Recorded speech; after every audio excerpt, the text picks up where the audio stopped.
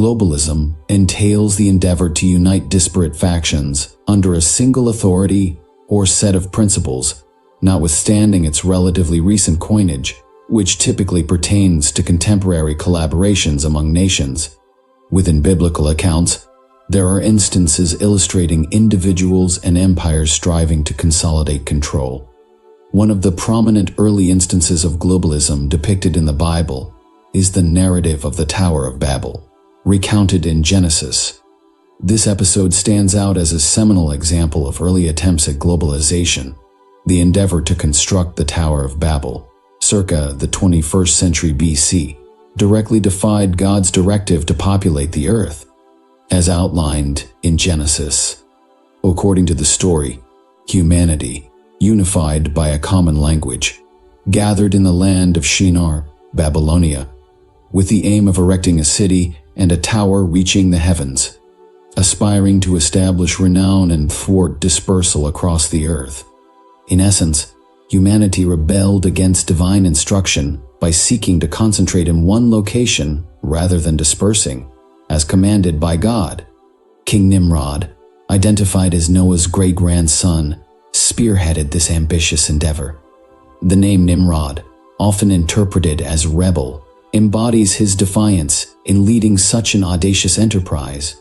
Fueled by pride and rebellion against divine authority, divine intervention ensued, with God confounding their language, rendering communication impossible, and dispersing them across the earth, thereby thwarting their pursuit of unity and centralization. Nimrod, dubbed the Hunter, is sometimes paralleled with the Antichrist, symbolizing rebellion against God's authority. This act of defiance, aimed at consolidating human power and possibly ascending to heaven without divine sanction, directly contradicts God's decree for humanity to propagate and inhabit the earth, as elucidated in Genesis. Such defiance echoes the opposition to God's authority, ascribed to the Antichrist in New Testament prophecies. Nimrod is often associated with the establishment of the earliest earthly kingdom, encompassing several key cities in Mesopotamia, as delineated in Genesis. These efforts to centralize power and control may be construed as precursors to the concept of dominion. The prophecy foretells that the Antichrist will wield control over nations, consolidating both political and religious authority in a challenge against God's sovereignty. While not explicitly mentioned in the Bible, traditional and extra-biblical interpretations suggest that Nimrod played a significant role in introducing idolatry and false worship, which contradict the worship of the true God, a characteristic attributed to the Antichrist in biblical prophecy. Nimrod's kingdom, particularly symbolized by the Tower of Babel, represents human pride, rebellion, and the aspiration for godlike status without adherence to divine authority. This parallel has led some Bible scholars to view Nimrod as a type of Antichrist. Similarly, the Antichrist is described as exalting himself and seeking worship, embodying human rebellion against God's sovereignty. Throughout biblical history, there have been other attempts at centralized power, as evidenced by the empires presented in King Nebuchadnezzar's dream, which symbolize efforts to establish a one-world government. It is speculated whether current global events, marked by technological advancements, economic unions, political alliances, and widespread turmoil, are laying the groundwork for the Antichrist's emergence, is prophesied in the book of Revelation. The growing acceptance of surveillance technology, natural disasters, pestilences, wars, and the call for global unity amidst crises are seen as potential precursors to the Antichrist's rule. Additionally, the blurring lines between political, economic, and religious power, coupled with the persecution of Christians and the marginalization of traditional moral values, are viewed as fulfilling prophecies of the last days, setting the stage for the ultimate battle between good and evil as foretold in scriptures. Could it be that these observations are not mere coincidences but indications that we are indeed living in the prophesied end times as described in Revelation? In the midst of the visions given to John, we find ourselves on the brink of comprehending the extensive and unmatched dominion of the Antichrist. This power will surpass that of any empire in history, from Nimrod to Alexander the Great, from the Mongolian Empire to the British Empire. The Antichrist's reach will eclipse even the mighty Roman and Ottoman empires. His authority will overshadow every empire in history, casting a shadow over the entire world. Revelation 13:7 states that he will have the power to wage war against the saints and to conquer them, with authority over all peoples, languages, and nations. Revelation 13:16 describes how he will compel everyone, regardless of their status or freedom, to bear a mark on their hand or forehead. These verses illustrate the reality of a world under the control of the beast, where centralized power knows no bounds. This beast, empowered by Satan, will enforce a mark symbolizing allegiance and control, condemning those who accept it to eternal damnation. It is a mark unlike any other, signaling a time of unprecedented centralized control and spiritual peril for humanity. Through the implementation of the mark of the beast, the Antichrist asserts control over fundamental economic activities.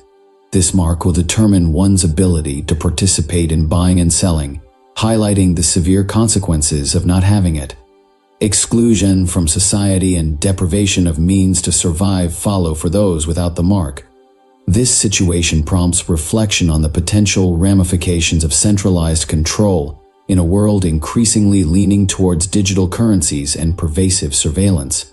Suggestive of the Antichrist's arrival as described in Revelation, the scenario outlined in the biblical text appears not just possible but also likely, heralding a regime that will surpass any known in history, suppressing dissent and meting out swift punishment for defiance globally. The Antichrist's dominion extends across social, economic, and political realms, affecting every individual regardless of status or background. Such comprehensive influence compels universal allegiance enforced through the mark, symbolizing not only physical control but also a deeper spiritual manipulation of humanity's destiny. Quoting Revelation 14:9-10, underscores the dire consequences for those who accept the mark, as it signifies open defiance against God. The passage emphasizes divine retribution awaiting adherents of the beast, portraying God's wrath poured out without restraint. The global scope and centralized authority of the Antichrist serve as a cautionary tale, casting a foreboding shadow over the future, revealing the extent of evil's ascent in the end times.